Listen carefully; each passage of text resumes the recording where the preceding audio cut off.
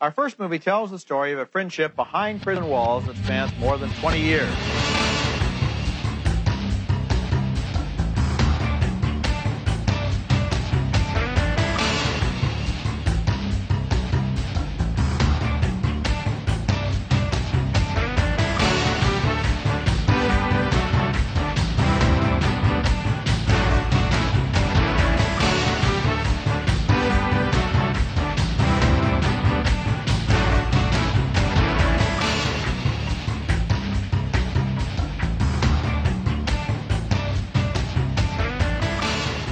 Welcome to episode 12 of Middlebrow Madness, an exercise in podcast hubris. My name is Derek Goddard. Tim Sheaf, a YouTube star and former vegan athlete, declared that he ejaculated for the first time in months after eating raw eggs and salmon. There's more to that piece, but I wanted to start a little punchier this time. I wanted it to be a little bit more direct, and I feel like, Derek, have you ever stopped eating eggs and salmon for a while and just stopped coming? Like, just all together? No, like every word in that sentence confounds me. Yeah, like, it's starting with the fact that he's a vegan YouTuber. So, this is actually from an article in the Daily Beast called "The Weird World of Vegan YouTube Stars is Imploding," and it's kind of about how a lot of vegan YouTubers have been caught eating not vegan recently, and it's there's a lot happening on that. And I'll just read some more excerpts just really quick. So, last Sunday, a 5-second video clip of vegan YouTuber Yovana Mendoza single-handedly brought down the luminous 28-year-old's entire career. In it, you can see the raw food advocate, who goes by the name Ravana, smiling at a restaurant in Bali as she prepares to duck into a meal. But in an instant, the health guru's face changes as she realizes her friend's camera is trained on her plate. She moves to cover it, but it's too late. Internet sleuths watching the 10-minute vlog later deduced that Mendoza was hiding a piece of fish. Mendoza rushed to upload a video claiming she had only been eating fish for 2 months as a remedy to the health complications she developed after 6 years as a vegan, but the damage was done. Former fans descended on her YouTube channel, Instagram, and Twitter, posting emojis of fish and taunting her as Fishvana. Man. There's a lot to unpack on all of this, and I wish we actually followed through on our podcast of The Internet Sucks with Derek and Isabel. Because there's so many other things. Who the hell are you? Oh, yeah, I'm Isabel. There's so many other, like, great excerpts from this. Like, before we started recording, I missed your original call because I was listening to a diss track that, As in a rap song? Yes. Well, debatable, but basically. Oh, okay.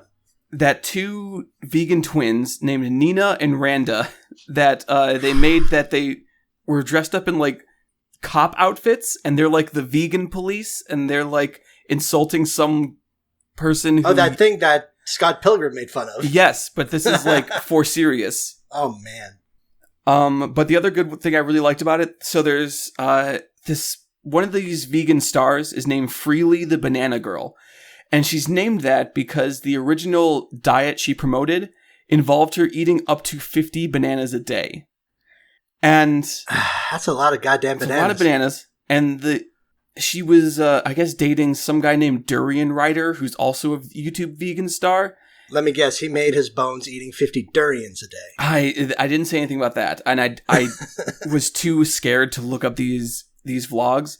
But the best little aside in the article is that the couple once claimed that more thin people would have survived 9/11 if fat people weren't blocking the stairwells. Oh my god. Yeah. So that's the world of vegan YouTube if you want to know what that's like. Oh man, uncomfortably close to 9/11 conspiracy theorists, it would yes. seem. I don't think I've ever eaten a meal so good that I've ejaculated after eating it. Okay. Like, so you haven't had that experience. I thought it was pretty common. I have not. Like, you don't just like go to like the Jack in the Box and just nut in your pants? No, I've made great food. I've eaten. How many times total, just for any reason, have you nutted at a Jack in the Box? I've never been inside a Jack in the Box. So You've never been inside a Jack in the Box? They don't have them in Canada, or at least not in Quebec. That's kind of terrifying. There's no Popeyes. They have the best awful tacos. Because there's like a slice of American cheese in it. Oh, and already Taco Bell is like slurry, basically. Yeah, and it's even worse / better. And they also, I would recommend Jack in the Box to all the people who still eat meat. More like Jack off in the box. Heyo! Heyo! I think we can start the show now. Hooray! Yeah. So middlebrow madness, or lowbrow madness, I guess, because we've been talking about just cum for the first 5 minutes of the show. We were talking about veganism as well, and those, I guess, are related because you eat a lot of nuts when you're vegan. Yeah, cum and veganism. And but cum wouldn't be vegan, would it? No, oh man, this is the kind of like if I was to blow some person, I couldn't eat their cum. I'd have to be like, sorry, I'm vegan. I got to spit this out. Oh man, this exchange brought to you by Bad Dragon. We're still working on that. We're still working on that deal, folks. You ever see that they have their lube is literally supposed to look like dragon cum? It's supposed to look like cum, yeah. Yeah, because it's innovation. Because after after we recorded the last episode, I went onto bad-dragon.com and perused the merchandise, so to speak. And yeah, cum lube. Yeah, because they have a lot of their dildongs. They can put a tube in them, so that way you can fill the tube with dragon cum. So that way when you're raring to go, you're all set. Oh man. Man, we've gotten really blue in the last couple episodes, haven't we? And whose fault is that, Isabel? You're the one who talked about nutting when you're eating food. I was quoting from an article at an esteemed website, and you made it dirtier. Oh, also, man. remember, the whole thing that started this was when I read some fan fiction, and you were mad that it wasn't vulgar enough. So I had to reach into the bucket of vulgarity and pull out what I had for that, and we've just been going downhill since then. But then we crashed through the wall of vulgarity, so to speak, into just filth. Well, we got the explicit tag, so we're all set, right? Yeah, that was more of a preventive measure, but we've talked about cum in most of our episodes now. Hey, Isabel's dad, how's it going? Hey, Mom. I don't know, you probably don't listen to the show, but what's up? So movies then, I guess. Yeah, sure. Did we watch any this week? What are we doing? This feels really weird because these are usually we usually record these twice in a row. We record one and then the other, and we've split these two up, so I feel kind of out of it. Yeah, I feel possessed by a strange energy. We should probably say what this podcast is, shouldn't we? Yes. Middlebrow Madness is the name of the show, and this is what we do here. Back when we started this thing, Isabel... Back when it used to be about movies? Back when we used to finish these in under an hour, we have... Isabel set out a bracket of 256 movies comprised of the Internet Movie Database's top 250 movies of all time, plus 3 wildcards that we took that had similar scores but not enough votes to crack the 350, or the 250 rather. And we pit them off.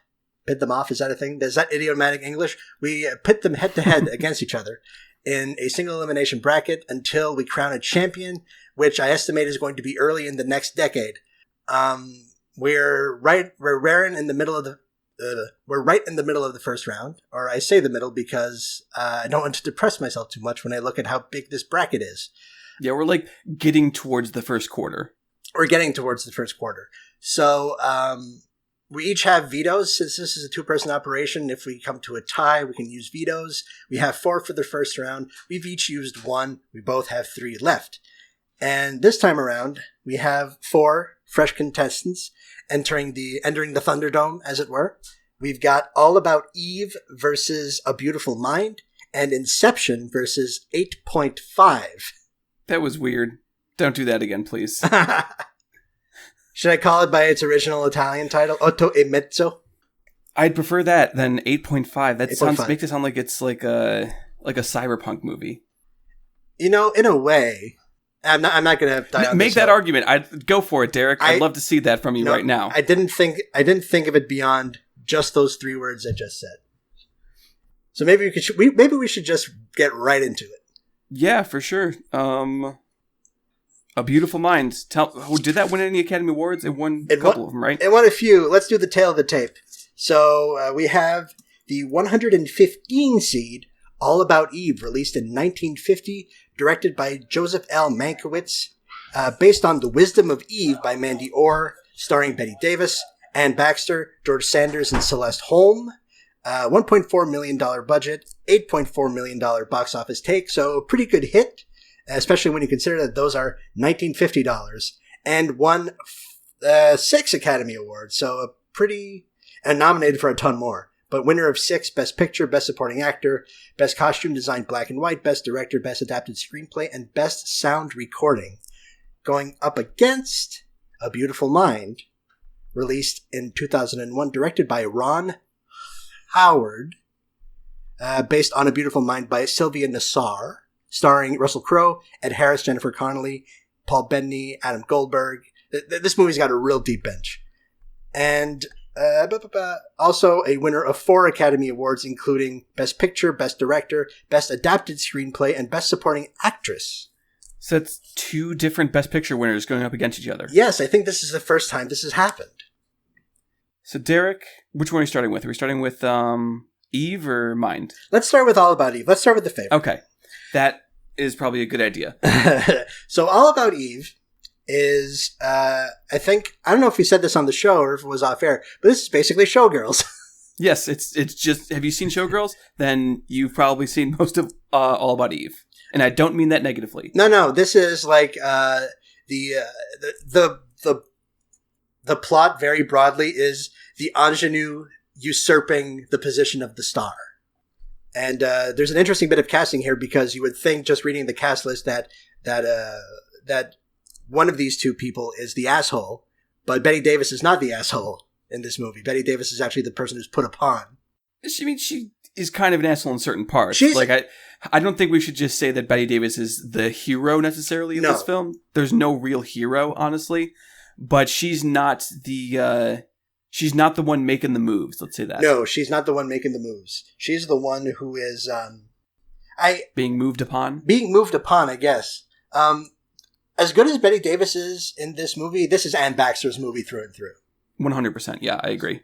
Eve, the titular Eve. The titular Eve. What's her last name? Eve Harrington. Harrington, that's true. And movie kicks off. Mother of Kit Harington. Yes, the mother of Kit Harington. Who was it who dropped that magazine cover in the Slack? Was it Juan? I think it was Chris. Friend of the show, Juan Barkeen, or friend of the show, Chris Mella? Have you ever seen any of the Game of Thrones things? They seem awful, but I don't want to actually learn things, so I don't want to watch it. Here's where I expose myself as a pop culture dunce. I have seen a grand total of 0 episodes of Game of Thrones. That phenomenon has completely passed me by. I've read none of the books. I've seen none of the episodes of the television show. Nothing. So a lot of recap culture is not for me. So both of us are the Jon Snows in the situation because we know nothing. We know references. We know enough to make that reference, I guess. Yeah, I've heard people say that. I've literally no idea what it's referring to besides the fact that I think Kit Harington is Jon Snow. And spoilers, I don't think it's spoilers the fact that I know it and I don't watch the show. He dies and comes back to life. I mean, why are you asking me? I don't know. I feel like you should know pop culturally if that's happening. The only thing I've seen Kit Harington in is the Pompeii, the Paul W.S. Anderson vehicle, which is Dees. In my head, I always think that that's directed by, oh God, what's his name? Roland Emmerich? Nope, hold on. Different guy? Rennie Harlan. Rennie Harlan. Why are we not talking about All About Eve? Because I'll be honest, I don't have much to say about it. It's good. It's real good. It's real good. I have no strong opinions on it, really. I think it's actually, I liked it a lot. I think the performances across the board were very good. The writing was very mordant in a way that I think that particular era of studio filmmaking excelled at. I think it's an Alfred Newman score that's really lush. It's for lack of a better term, it's very classical. It's very classical in its moves. It's a very elegant movie. It starts off at the end and lays out. George Saunders is really fucking good in this movie as the critic. Yes, he's one of the best people in the film, honestly. And he has a weird menace to him that you don't really expect. Yeah, and that menace comes to fruition deep in the movie. Mm-hmm. And yeah, because this is how would you say? This is like a simple story well told. There isn't much in the way of directorial flair or like bravado visuals. This is like, here's a story that's like real simple to lay out. It's 2 hours long and there's like no fat on it. It's just really solid work. And I feel like if I had grown up at the time that this would have been a popular film, it would have seemed more to me than it is now. But I've seen some of their films like this. I've seen Showgirls, which I vastly prefer to All About Eve. Sure. And it's not to say All About Eve is a bad film. It's just that it doesn't... The language of old Hollywood studio films don't really connect with me. Like, the only one of those that like really works for me that I can think of off the top of my head is Sullivan's Travels. Which is more just because of I can see... It's like a proto-Coen film. Sure. And in this, it's very well acted, very well put together, very well staged, but I just have no strong feelings one way or the other, I'll be honest. What's your opinion just on old Hollywood films? Are you like a fan of them? Some are good and some are bad. Okay, can you give me a more divisive answer? Because we need to make the big bucks, and the only way you do that is by saying wild shit that has no basis in reality. Oh, okay. You want me to say you tell me that all of them are perfect or something like that. How about this? There's no such thing... How about this for a hot take? There's no such thing as a good movie made before 1980.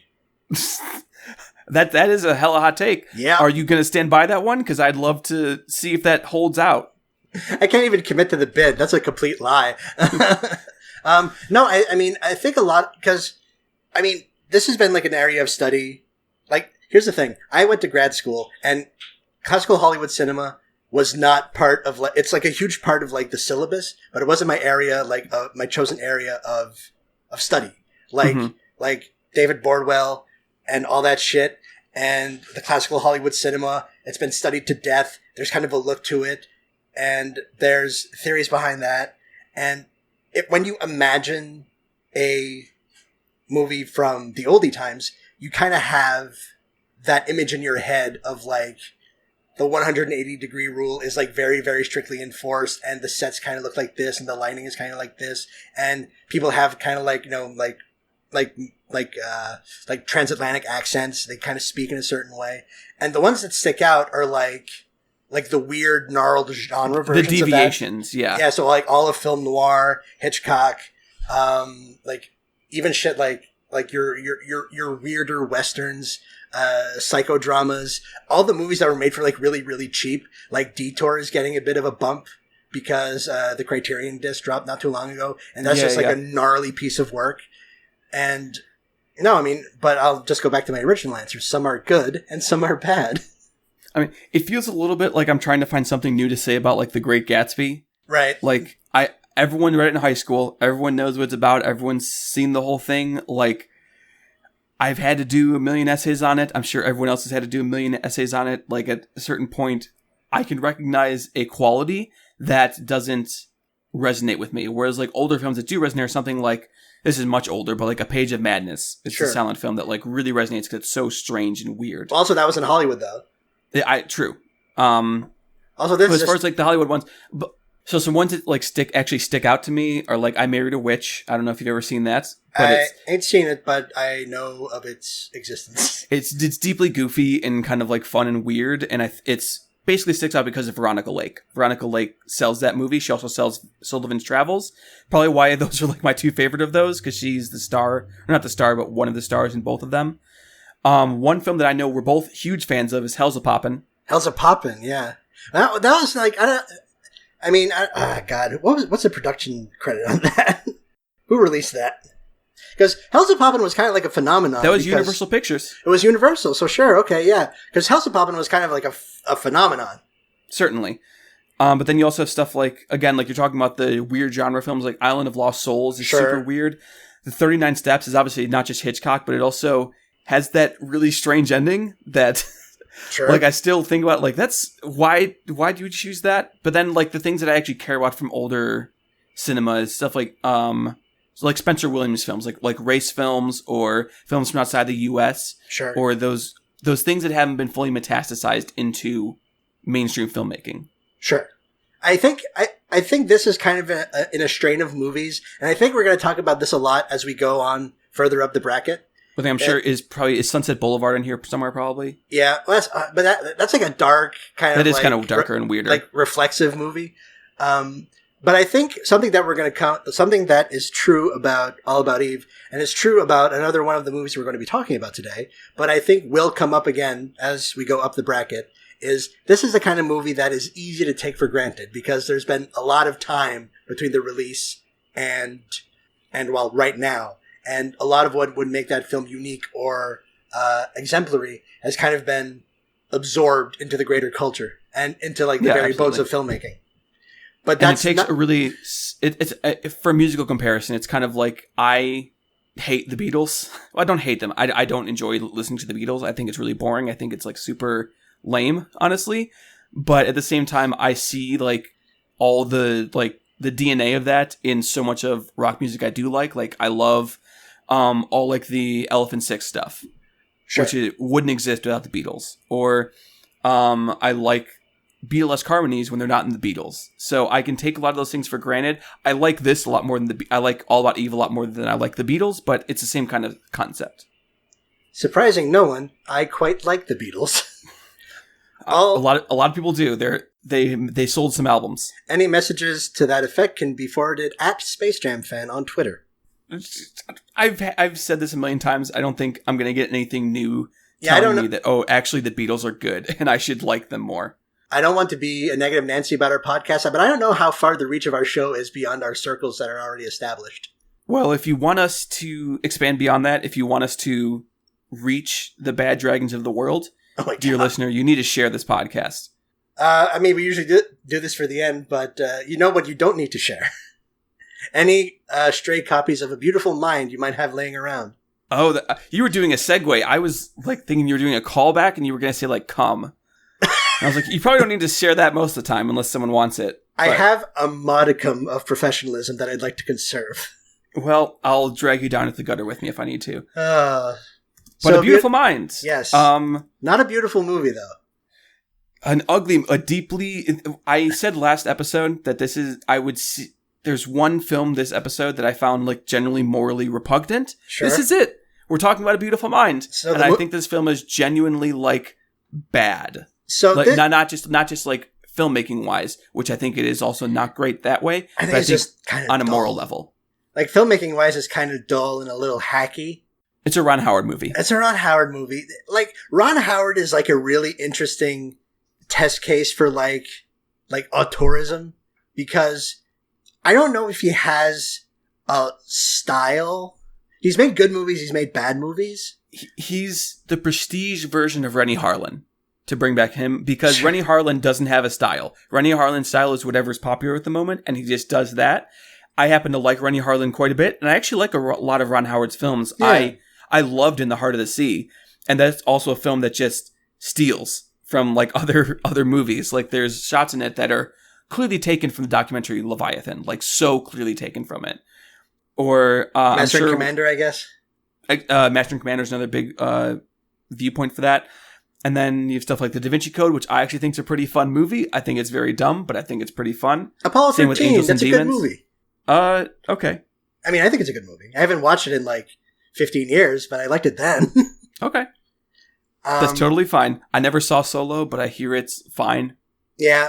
Like, I think the fact that he took over Solo is kind of the perfect metonymy for Ron Howard. It's like, he's the guy who comes in to fix your messes. Like he doesn't mess with your properties with pesky things like personality and he doesn't images. Add his own flavor. He does whatever He's a carpenter. Yes. Not John Carpenter, just a carpenter. He's not Jesus either. He's just a generic carpenter. No savior, no horror movies, just hanging out there. He's not a member of the Carpenters, the pop group. He's just a carpenter. He's not a bee, not a carpenter bee. Any more we got? You got anything else in there? No, I think that's everything. So A Beautiful Mind is a biopic about Nobel Prize winning economist John Nash. Now, I don't like the term Oscar bait. I think it's a lazy way to describe a movie. I think it's a lazy way to describe a kind of movie in a middlebrow mode. Now, also the whole reason we kind of created this pod is like, there's good middlebrow movies, obviously. There are certainly, and I think next week or the week after we're actually going to talk about a couple of them. I think we've already talked about some of them. And we're going to talk about one just in a second. Okay. Oh, yeah. And I think like Fincher is also, relatively speaking, a middlebrow director, but we both like him quite a bit. Mm-hmm. And this is just plays into like every stereotype of like what like a limp dick Oscar movie is. Like, it's not visually imaginative. It's actually quite hackneyed. It strives for emotional beats it doesn't earn. It tackles a problem, in giant quotation marks, very, very clumsily, and folds it into the narrative in very questionable ways. And I think, if I may, sure, that clumsily and that problematic, I would turn into like genuinely harmful and genuinely upsetting. I've personally found, because for those who aren't aware, John Nash was an economist. He is kind of the guy who came up with game theory, or one of the people, and he's the main one credited with game theory. And he was also he also has paranoid schizophrenia. And the way this film presents that is so surface level, but also insulting, because it presents his delusions and his schizophrenic episodes as if they're spy thrillers, as if they're twists that the plot can take, as if they're these machinations that can be overcome through the love of a good woman. And it's taking all the worst stereotypes about mental health and about mental illness and shoving them all into one movie. And not just the love of a good woman, just raw will. Yes, just raw willpower will get you through it. So I can beat schizophrenia.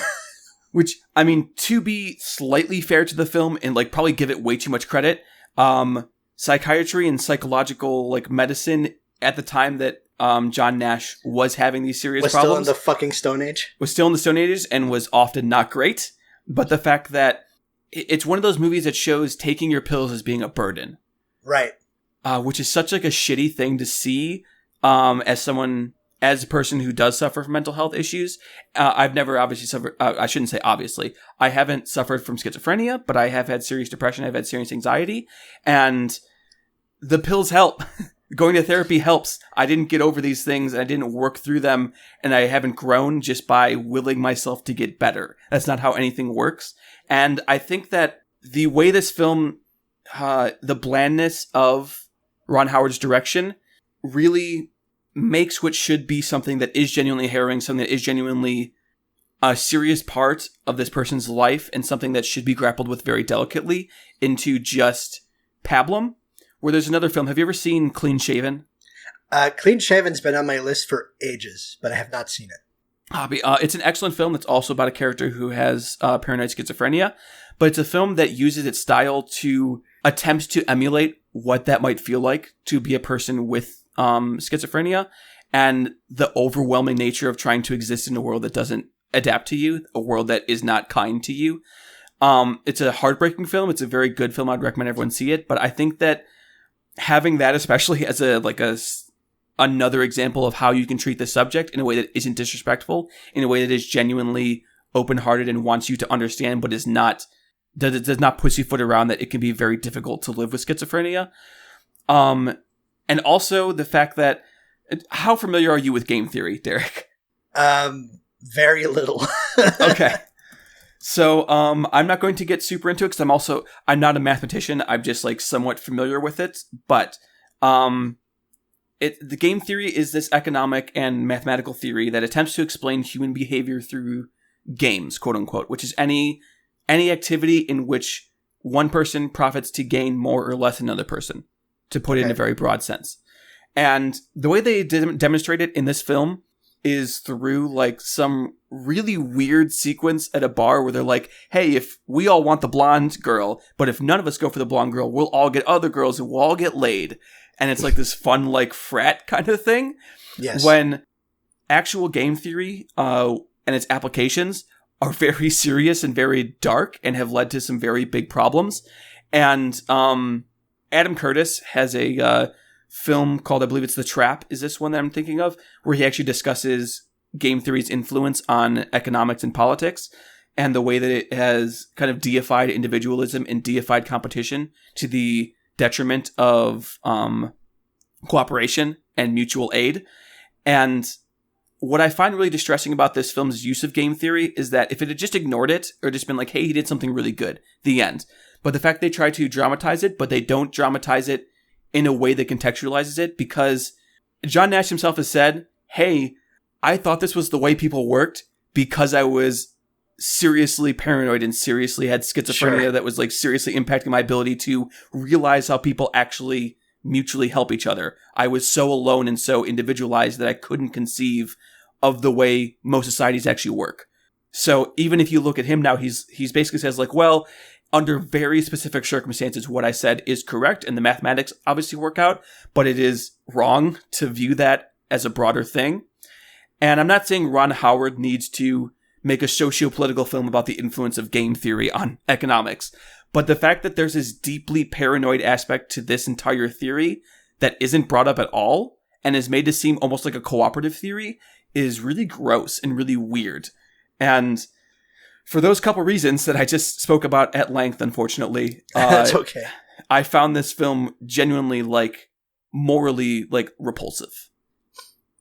This movie, obviously this is not as thorny a thing as what you had just said, but this is a complete waste of a deep bench. Yes. You go down the line. People Ed really Harris, try. They really try. Jen Connolly, Academy Award winner for this. Paul Bettany, during his big year. This was also the year of A Knight's Tale. Adam Goldberg, Judd Hirsch, Josh Lucas, Anthony Rapp, Chris Plummer. And this movie looks like dog shit, but it was shot by Roger Deakins. God, I didn't even know Deakins shot this. That is atrocious. That should be a crime to make a Deakins film look this bland. I want to put my own biases under the lens for a second. We've probably gone way over on this already. So I think so, yeah. But I'd like to just take like 1 minute to like put my own biases and perhaps yours, let's see, under the lens. As I was watching this, I was like, this is clearly an insensitive and, as you said, morally repugnant way of using schizophrenia or a mental health issue in the context of a plot in a film. And I kept thinking of our friend M. Night Shyamalan and a movie that we've all liked in the DTHL group, a little movie called Split. Mm-hmm. And I was trying to negotiate in my head, why do I find one a lot more? Why do I find Split less gross? I mean, I think a big part of it is it's working on the level of metaphor and not as much literal, because this is literally like a biopic of some guy's life. True. Although it's mostly irrelevant, but basically nothing in this film happened exactly like it did in real life, but whatever. Yeah.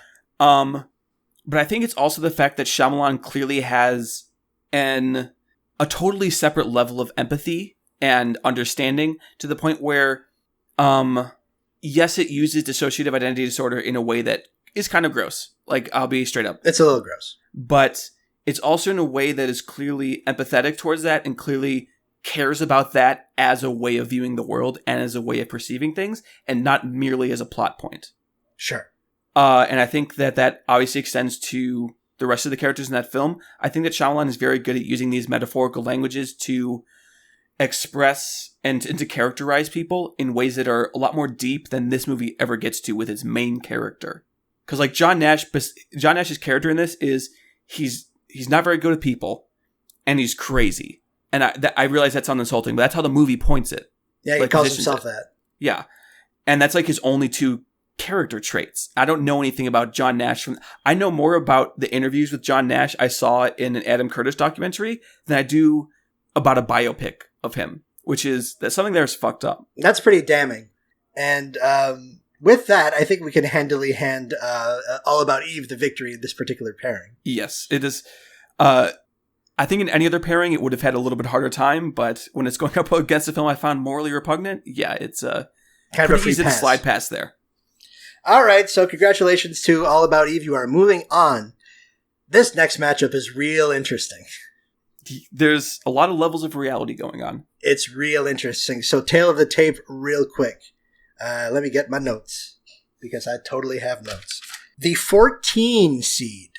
That's 1-4. Jesus. The 14th best movie of all time, Inception, directed by Christopher Nolan, starring Leonardo DiCaprio, Ken Watanabe, Joseph Gordon-Levitt, Marion Cotillard, Ellen Page, Tom Hart. This is another movie with a real deep fucking bench.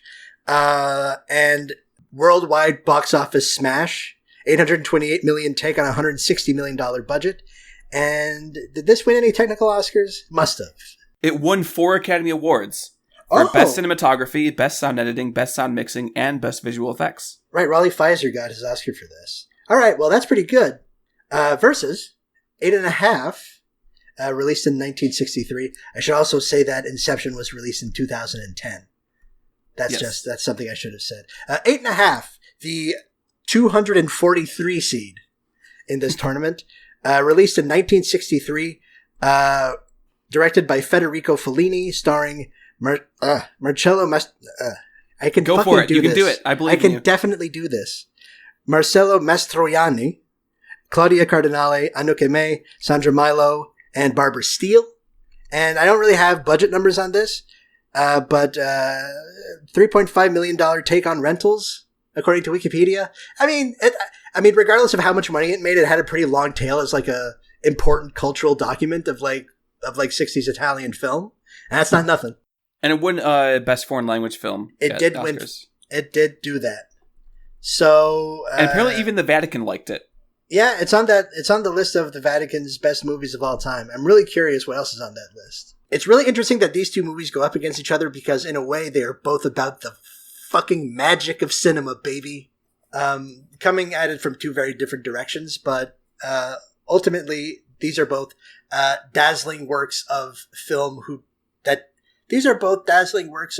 take great pains to point out that they are dazzling works of film. Yes. Which can kind of get grating a little bit when it's... I'm going to show my hand a little bit. It gets a little grating when it's navel-gazing, but when it's like just technical wizardry, it's like, just fuck me up. Just do it. It throws back to Sherlock Jr., I think, in a lot of ways. Yeah. Yeah, it does kind of. Inception is kind of a Buster Keaton movie on... it's what did I call it in the Slack? I call it maximalist pulp. Yes. Imagine what Buster Keaton could have done with some CGI. That would have been... man.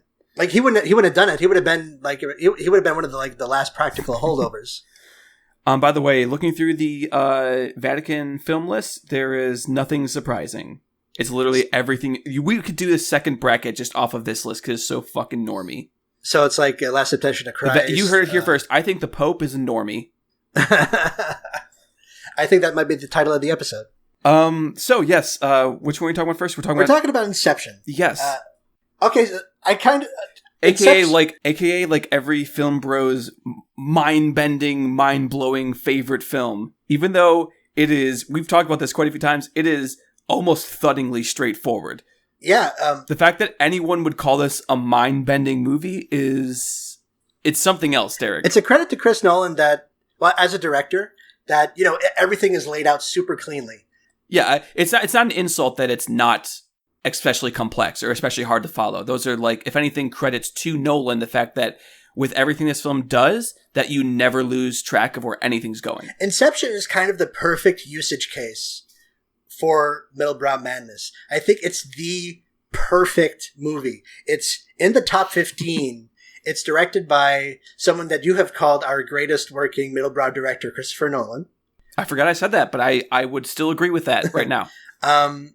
It made a whole lot of bank. It has 4-quadrant appeal. Like, there's a lot of, like, sort of, like, dyed-in-the-wool film dorks who like this movie. And, like, for lack of a better term, normies like this movie as well. Because it's technically dazzling. It's a hell of a ride. It's got no characters other than Leonardo DiCaprio. Yes. It's Christopher Nolan he loves working in genre, and like there was like discussion. There was like a tweet today about like elevated horror, which makes me think about God. Like elevated genre. And makes me want to puke. Yeah, and like what Chris Nolan does is that he takes these like pulp conceits and these pulp stories, like heist films, murder mysteries, or even superhero films, or even superhero movies, and balloons them to gigantic size. The bigger the like, a bigger canvas to better dazzle you with his tricks of the trade. This may sound insulting. I don't mean it that way, but I realize it might sound that way. He's very good at making things that are not important seem important. He's also really good at making dumb... No. He's very good at making, like, simple movies seem complicated. Yes, like, very much so. He kind of makes you feel smart for, like, keeping along. Like, his... Like, the Prestige has one twist, and it lays it out exactly, but it still feels really complicated and weird. It lays it out in the first 5 fucking minutes of that movie. Yes. If you are paying the slightest bit of attention, you know what's happening in that movie. And that's what Christopher Nolan is. More than anything else, more than a writer, more than a conjurer of images, he is a magician. He is a magician of cinema. He is our middlebrow magician. And... this is my second go around with Inception. I love this fucking movie. It's so fun. It's rollicking. It's the same way if, like, I will put on The Dark Knight or something, or The Prestige, or just like on the background. It's a perfect background movie because I get all the enjoyment of, like, the exciting what do you call them? The set pieces.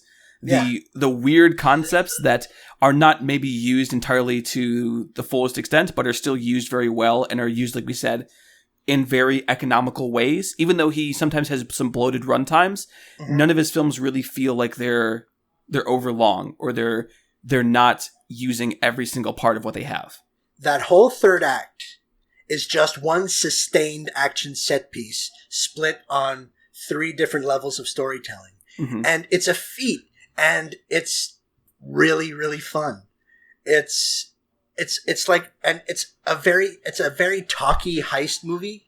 It explains every single one of its moves, and I'm completely in the tank for this kind of thing.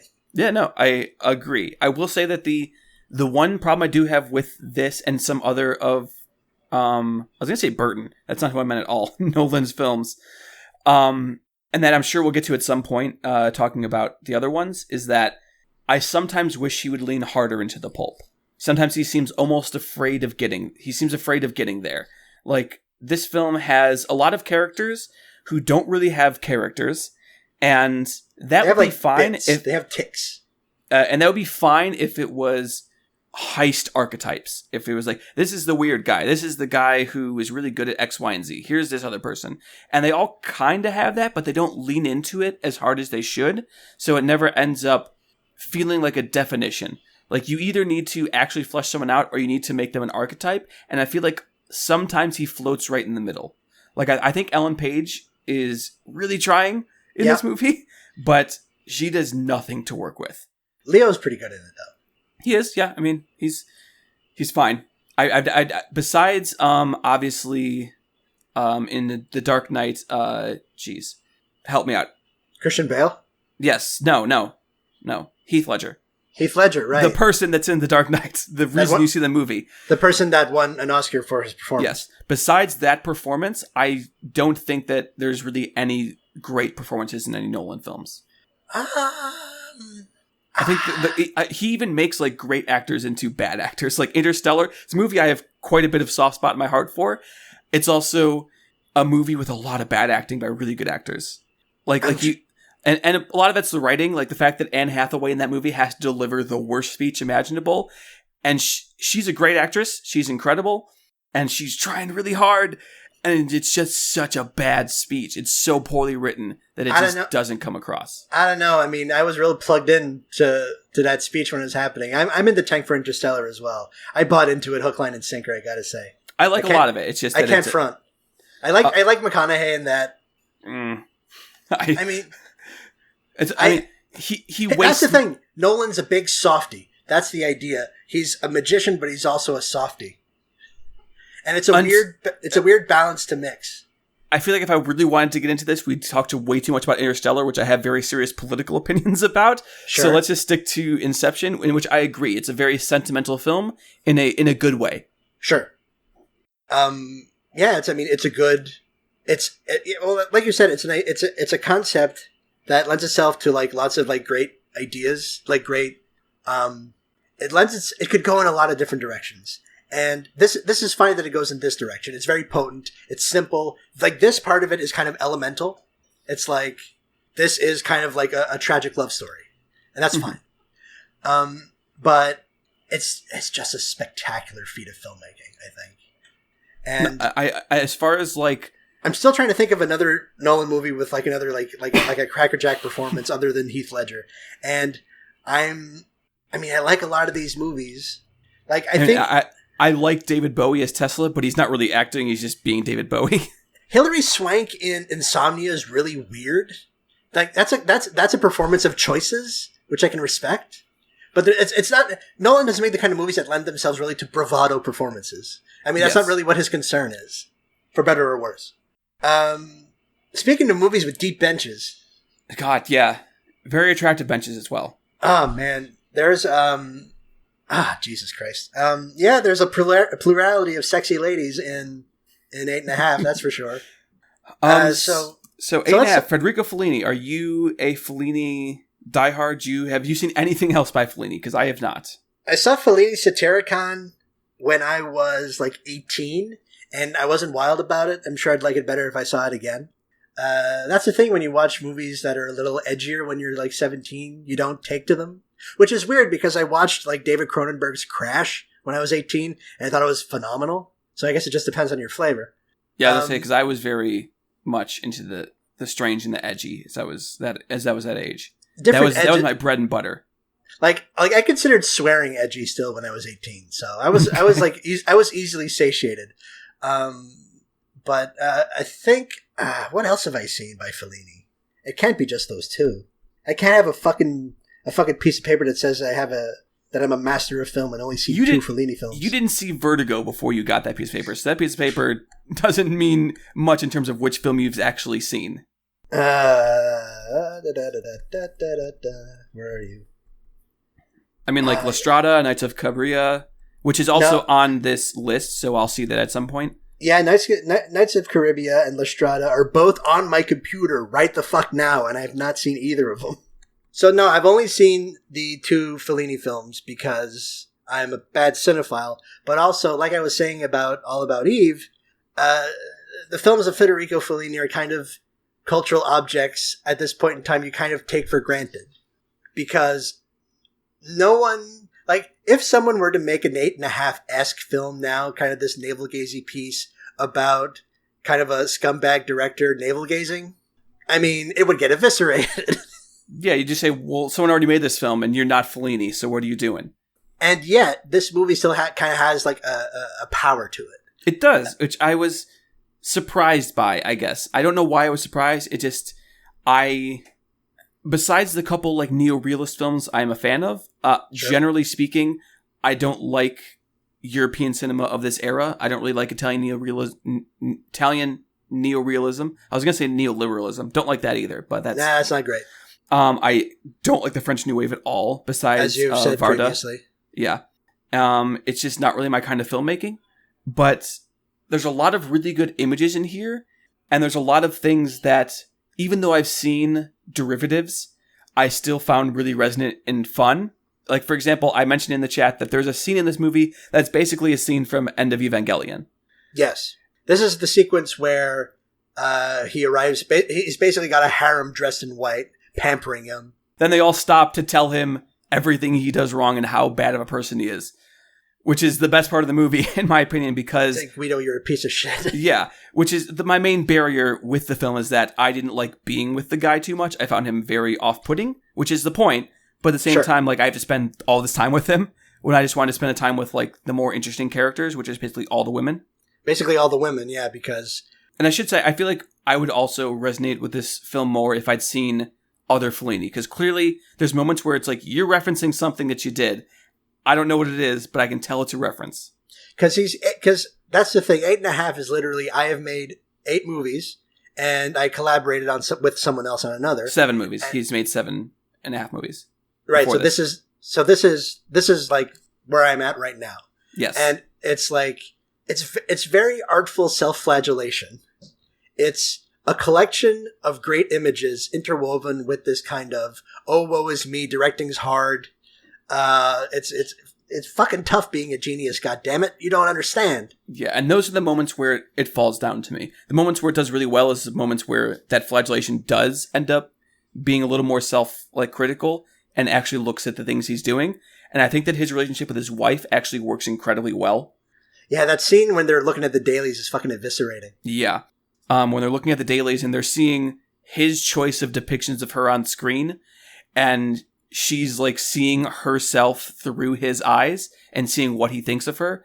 It's really like uncomfortable and heart-wrenching, and it's kind of it works emotionally in a way that not the rest of the movie necessarily does. I feel like that scene and the last scene where he the scene I think after he shoots himself in the head and he talks to his wife and is like, "Hey, here's what I can give, here's what like you can give," and they kind of like come to a compromise. Yeah, because it basically comes to, it's like, what the fuck is even the point of any of this if, like, I'm not enjoying myself and I can't open myself up to the ones I love without as like a human to another human and not through necessarily my art. And those two moments I found incredibly resonant. And it's a rich metatextual tapestry. I've seen 2 Fellini films and I know this already. Mm-hmm. And it took me like deep into my second viewing of this to realize that the big central image of this is a giant hollow phallus. Yes. Just a giant empty rocket, just there, incomplete, impotent. And it's like, this fucking movie. It's a metaphor. It's a metaphor. It's not particularly subtle, or about as subtle as like a giant metal rocket can be, I guess. So you were saying about sexy ladies earlier.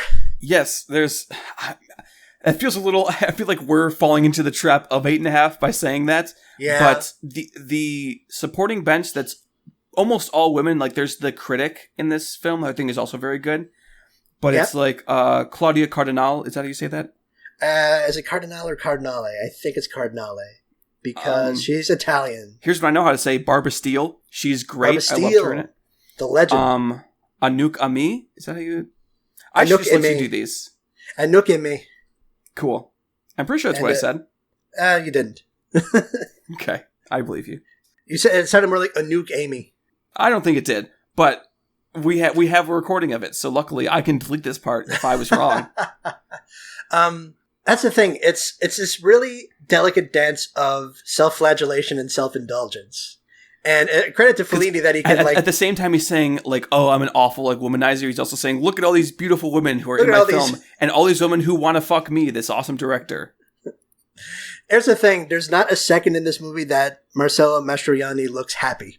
Yes. Even when he's there's not a second that he looks thrilled to be there. Even when he's like in his harem, it's just him like criticizing. He's just like, fuck, okay, sure. It's like, I fucking hate this fucking asshole producer. Like all these critics don't fucking understand. Blah blah blah. Like classic not seeing the forest for the trees.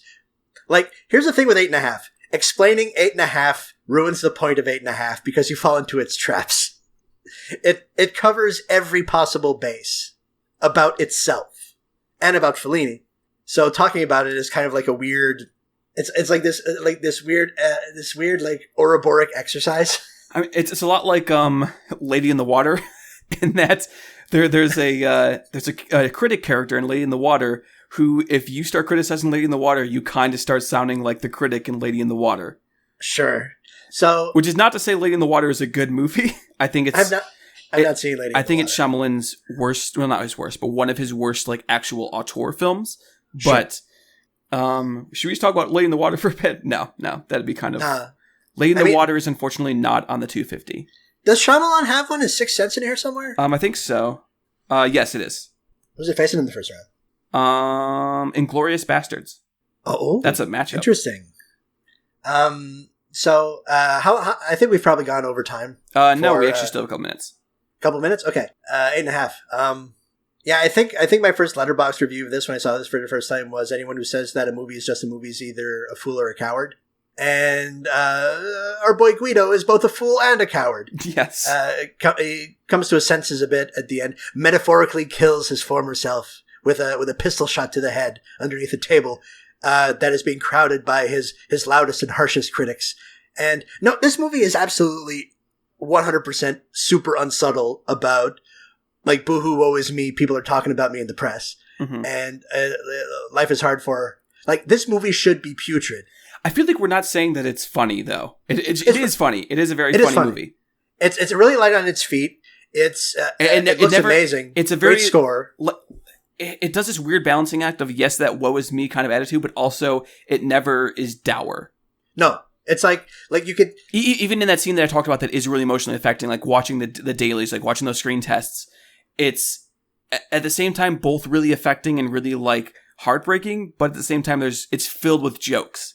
And it's filled with these weird asides and filled with these weird cutaways. And like there's the producer in the front row who's constantly looking back to the director, looking for him to just say something, just say anything so we can keep this movie fucking going, and he doesn't. It's almost like an old comedy bit. Like, again, what else? Like, we're kind of falling into the All About Eve, Tokyo Story trap of what the fuck could we add to the discourse about this movie that's like been like canonized like time and time again. So does that mean we should decide whether this or Inception are moving forward? I have no fucking idea which one of these should go forward. Okay, I mean, I'll start then. I think Inception should. Oh man, I'm not sure that it's better. I think that 8.5 is a. It's the kind of film that if I said was worse than Inception, I'd almost feel bad about, because it's like, oh, it's 8.5. It's a film, and like 8.5, and like Inception's like a movie.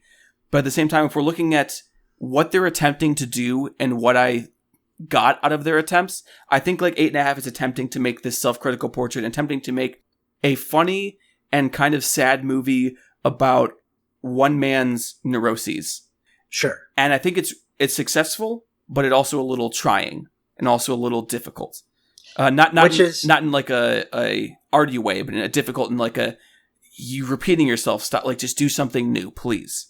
Whereas Inception, its whole goal is to be a crowd-pleasing, like dream heist movie about like this tragic love, and I feel like it hits on all cylinders in that whole time. Yeah, it's man, because you hit on something very, very true. I feel like kind of a prick moving on Inception over 8.5 because it feels wrong. But I mean, I think that's almost like a certain, like, there's a snob in the back of our heads that's saying, what are you saying that... What are you even talking about? Yeah, like, this is such an obvious answer it's saying. But at the same time, I'm someone who has, like, most of my, like, top 10 films are genre films. I'm trying to, like, accept that part of me that I just happen to like certain kinds of films, and there's a lot of value in these films that aren't technically, critically, maybe as rich or as, arty, quote unquote. Sure. I think that 8.5 gives off a certain impression that we don't want to damage, or we feel like we'll look uncultured by saying that Inception is better. Does it make sense? It does make a little sense. I think that both these movies, like, more like, I think you're right. I think while both these movies, like, succeed at what they do, any criticism I might levy towards 8.5 is instantly kind of parried by 8.5. And while that is like really interesting and very rich from a criticism standpoint, like if I was going to write an essay about one of these, I'd choose 8.5 because there's a lot more there. But man. But if I'm going to watch one of them, I'm going to watch Inception. Not to sound like a vulgar American or whatever, but well. It's like, while 8.5 is like this perfect European art film text, man, Inception is like this perfect beast of pop filmmaking. I think I might have to go Inception as well.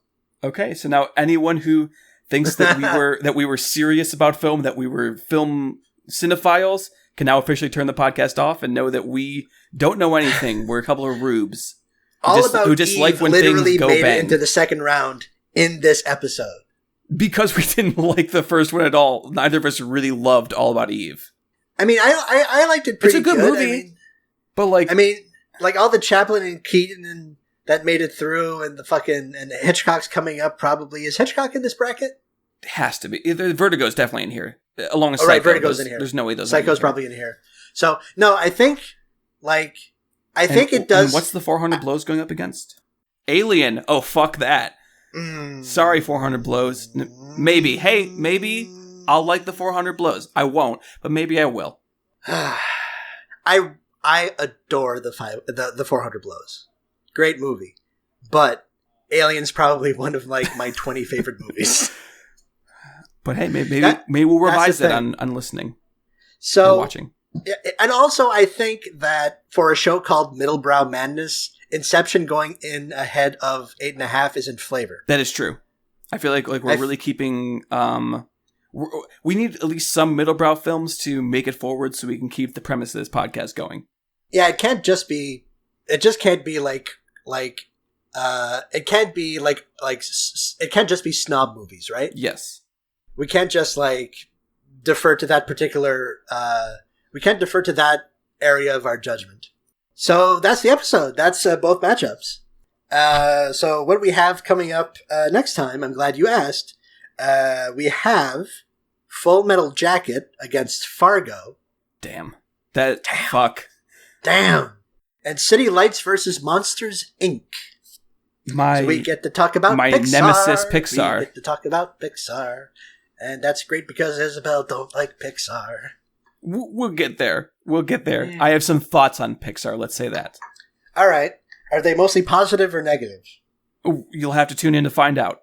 Well, goddamn. All right, so... But if you've listened to this podcast, I have a feeling you know which one it is. All right, so back-end matter. Wait a minute. No, I can't say that. Speaking of back-end matter...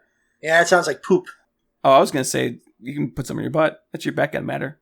Oh, hashtag Bad Dragon. So you can contact us on Twitter. This is not ironic, like legitimately. Bad Dragon, if you're listening, and I know you are, because I believe in my heart, I've envisioned it on my secret board that we are going to be sponsored by you. So this is not an ironic like call to action. Genuinely. Okay, yes. This is not a bit. Bad Dragon, if you are listening, if someone at Bad Dragon Social is listening, we will 100% take any money you give us to plug your shit. And I use that word specifically because I know what you sell. You can contact us on Twitter. Damn it. At middlebrowpod. I thought you were the classy one here. I mean, you take, Jesus. You miss 100% of the shots you don't take. How did you fuck that up when you're like Canadian? You know why I fucked it up? Because I was going to attribute the quote to Wayne Gretzky as a joke.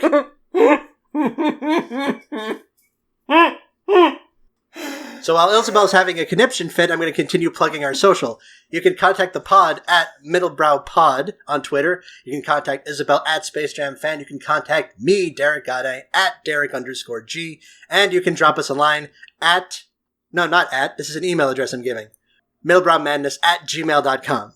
So, that does it. And I think Isabel is still in the middle of a laughing fit. So for Isabel Arf, I'm here. Okay, so you can sign off for yourself. I've been Isabel Arf. I've been Derek Gade. Have movies be jolly. Wayne Gretzky. Good night, everybody. Wayne Gretzky.